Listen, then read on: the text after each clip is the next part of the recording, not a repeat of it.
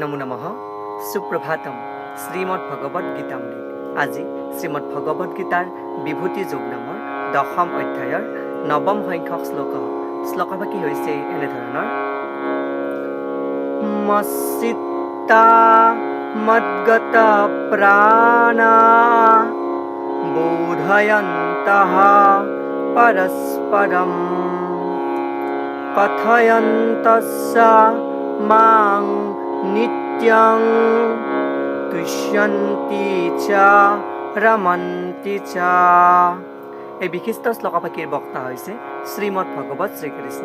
শ্লোকভাগীৰ অসমীয়া অৰ্থ হৈছে এনেধৰণৰ: মোৰ শুদ্ধ ভক্তসকলে কেৱল মোৰ কথাকেই চিন্তা কৰি থাকে। মোৰ সেৱাৰ বাবে তেওঁলোকৰ প্ৰাণো পূৰ্ণভাৱে নিয়োজিত। তেওঁলোকে নিতৌ পৰস্পৰে মোৰ বিষয়ে বুজায় আৰু মোৰ বিষয়ে আলোচনা কৰি পৰম সন্তোষ আৰু অপাৰ্থিব সুখ অনুভৱ কৰে বুলি কোৱা প্ৰসংগত ভগৱান শ্ৰীকৃষ্ণই সখা অৰ্জুনৰ আগত এগৰাকী পূৰ্ণ ভক্তৰ স্বৰূপ কোৱা প্ৰসংগত এই বিশিষ্ট শ্লোকভাগীৰ অৱতাৰণা কৰিছে।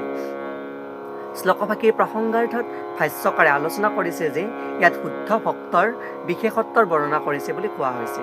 আৰু এই শুদ্ধ ভক্তসকলে ভগৱানৰ অপাৰ্থিব সেৱা ভক্তিৰ কামতে সম্পূৰ্ণৰূপে আত্মনিয়োগ কৰে।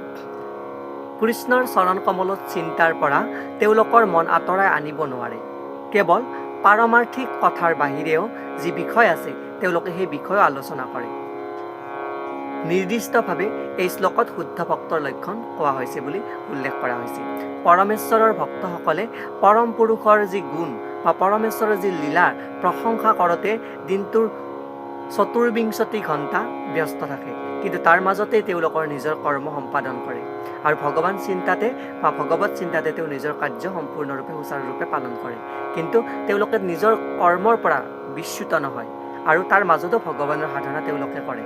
তেওঁলোকৰ মন আৰু আত্মা কৃষ্ণৰ চিন্তাতে নিমগ্ন হয়, অৰ্থাৎ গোটেই কাৰ্য কৃষ্ণৰ নামতে কৰা হয়।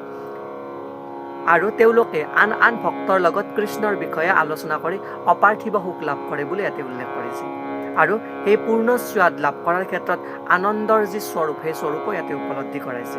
পৰমেশ্বৰ আৰু তেওঁৰ ভক্তসকলে এনে সম্বন্ধৰ বিৱৰণে শ্ৰীমদ্ ভগৱত মহাপুৰাণৰ ক্ষেত্ৰতো অৱতাৰণা কৰিছে। আৰু এই মহাপুৰাণখন এই ভগৱত চিন্তাৰে মুখ্য সাৰ।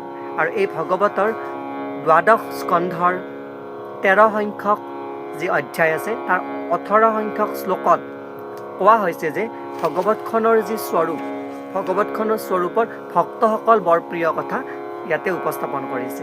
আৰু সেই প্ৰসংগত কৈছে যে শ্ৰীমদ্ ভগৱতং পুৰাণম অমলং য়ৎ বৈষ্ণৱানাং প্ৰিয়ম, অৰ্থাৎ এই বৰ্ণনাত বৈষয়িক কাৰ্যকলাপ, অৰ্থনৈতিক উন্নতি, ইন্দ্ৰিয়ৰ তৃপ্তি আৰু মোক্ষৰ বিষয়ে একো কথা নাই। শ্ৰীমদ্ ভগৱতেই একমাত্ৰ পুৰাণ য'ত পৰমেশ্বৰ আৰু তেওঁলোকৰ ভক্তসকলৰ দিব্য স্বভাৱৰ বিষয়ে সম্পূৰ্ণ বিৱৰণ দিয়া আছে। আৰু এইদৰে এহাল ডেকা গাভৰুৱে পৰস্পৰৰ সান্নিধ্যত আনন্দ পোৱাৰ দৰে কৃষ্ণ ভাৱনা সম্পন্ন শুদ্ধ ভক্তসকলেও ভগৱতৰ বা শ্ৰীমদ্ ভগৱত বা গীতাৰ দৰে পাৰমাৰ্থিক শাস্ত্ৰসমূহৰ শ্ৰৱণ কৰি নিৰন্তৰ আনন্দ লাভ কৰে আৰু মোক্ষ লাভৰ ক্ষেত্ৰত অগ্ৰসৰ হয় বুলি কৈছে। এই উক্ত বিশিষ্ট শ্লোকভাগীৰ সৰল গুণাৰ্থ। ধন্যবাদ। বিহু সংক্ৰান্তি পৰ্বৰ অনেক শুভকামনা। সকলোৱে কুশলে থাকক।